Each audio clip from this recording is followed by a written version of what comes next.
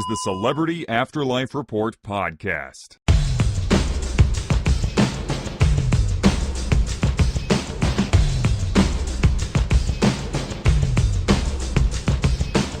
Howdy!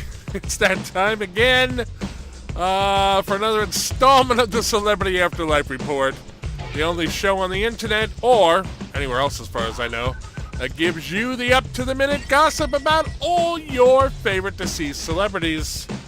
I'm your host, the Celebrity Medium, and it will be my pleasure to pass along to you what my next world paparazzi contacts have told me over the past week.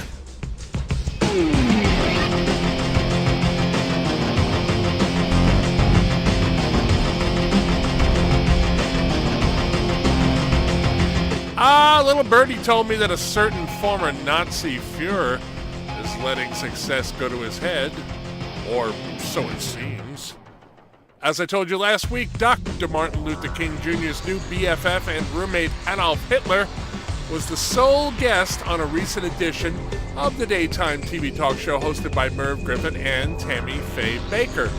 The studio audience, which did not know who the show's guest was going to be until Hitler walked onto the stage, was shocked and didn't know how to react upon seeing him. Over the course of the program, however, with Adolf under Merv's skilled questioning, the crowd settled down, causing Hitler himself to loosen up. He ended the show by singing an old German folk song with the show's band.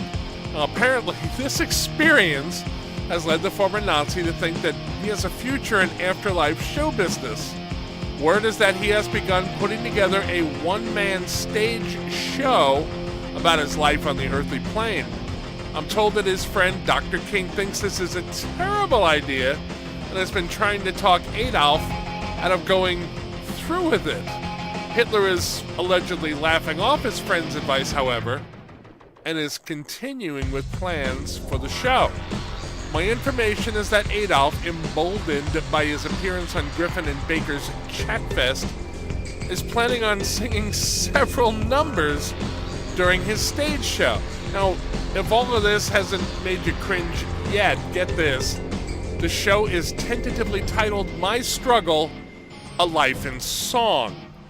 In case your German is rusty, My Struggle is the English translation of Mein Kampf, the title of Hitler's autobiography. Cringing now? The saddest part of all this to me is that Hitler is truly a changed man who has renounced his Nazi beliefs. He just seems to be infected with showbiz fever at the moment. Perhaps cooler heads will prevail? We'll see, I guess.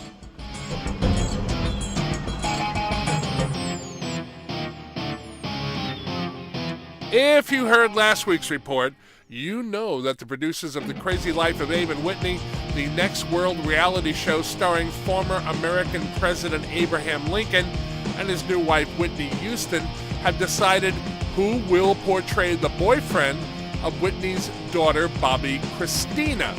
After an extensive audition process, they have decided that another former president, Richard Nixon, will be the thorn in Abe and Whitney's side in the upcoming season of the show. Now, for the benefit of any new listeners to the report, I should explain that people in the afterlife look as they did at their adult best, so Tricky Dick is not the jowly, hunched-over man you're imagining. One of my sources works on the show and witnessed the scene when Bobbi Kristina introduced Nixon to Abe and Whitney as her new beau. My source informs me that Lincoln seemed not to know who Nixon was, while Whitney looked aghast when Bobbi Kristina walked into the room with him in tow. Although Bobby's mom tried her best to smile in front of the cameras, when the young couple left the room, she couldn't hold it in any longer. "Oh, hell no," my source quotes her as saying to her husband, Honest Abe. No daughter of mine is going to date that bastard." Lincoln was reportedly befuddled and said something to the effect that Nixon seemed like a nice enough young man. "You need to get yourself to the library and find out who he is," said Whitney before storming out of the room. Abe broke the fourth wall by looking at the production crew and asking them to tell him who Nixon is. The crew members, perhaps sworn to secrecy by the producers, all went mute. I'm told the episode cuts to the closing credits at that point. There will be more to come in the weeks ahead, obviously.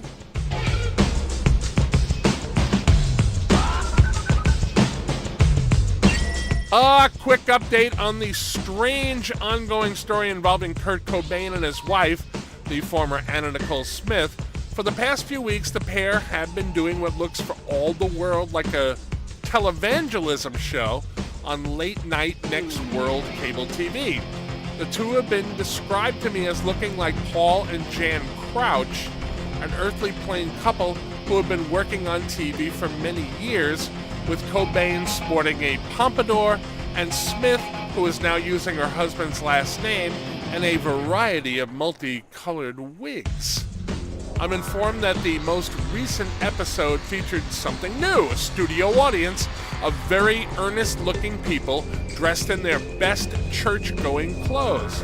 My source for this story tells me that at one point, Cobain came down to center stage and began speaking in tongues, while an organist played what the source described to me as a, quote, gospelized version of Smells Like Teen Spirit, unquote. And that was, of course, a hit song by Cobain's earthly plane band Nirvana. Still, no one seems to know if the show is a put-on or if Cobain and his pneumatic wife have really been possessed by faith. Curiouser and curiouser.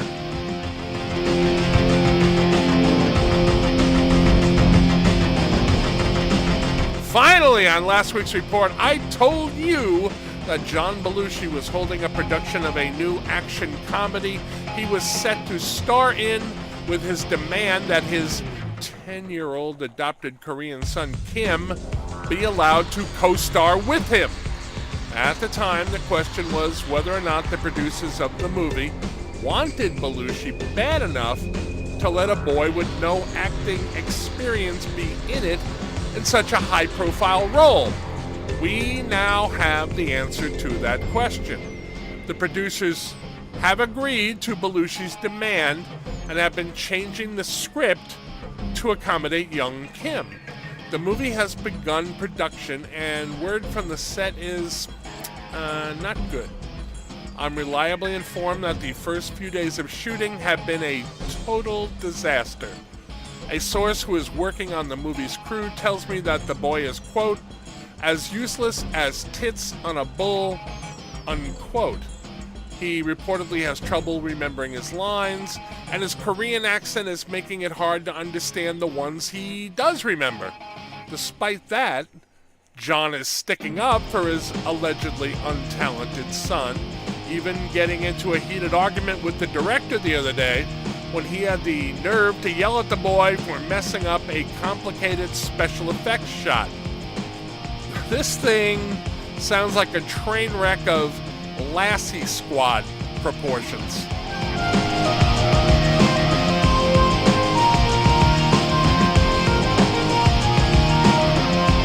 Okay, I'm run out of stuff to tell you about. Well, for now anyway. Please come back next week when I'll have more up-to-the-minute gossip about all your favorite deceased celebrities. Would you do me a solid by telling your friends that the report is available for free on iTunes? I would appreciate it. I am the Celebrity Medium. Thanks for listening.